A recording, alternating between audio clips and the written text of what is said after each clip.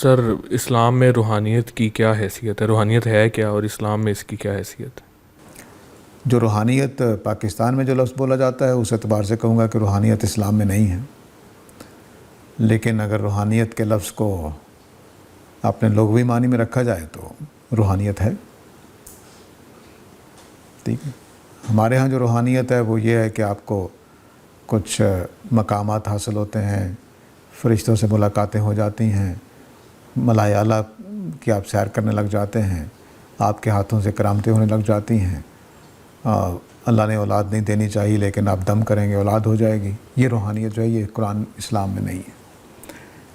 البتہ یہ روحانیت ہے کہ خدا اس دنیا کو کیسے چلا رہا ہے، اس دنیا کا ایک خدا ہے، اس نے دنیا آزمائش کے لیے بنائی ہے، تم نے اس کی عبادت کرنی ہے، اپنے آپ کو بندگی ظاہر کرنی ہے، توحید کا قائل رہنا ہے، اپنے سارے نظریات کو اس کے مطابق درست کرنا ہے۔ یہ روحانیت ہے۔ یہ روحانیت ہے کہ اللہ تعالیٰ اپنے بندوں کو آزماتا ہے تو ہم نے ثابت قدمی دکھانی ہے، مشکلات آتی ہیں تو ہم نے گھبرانا نہیں ہے۔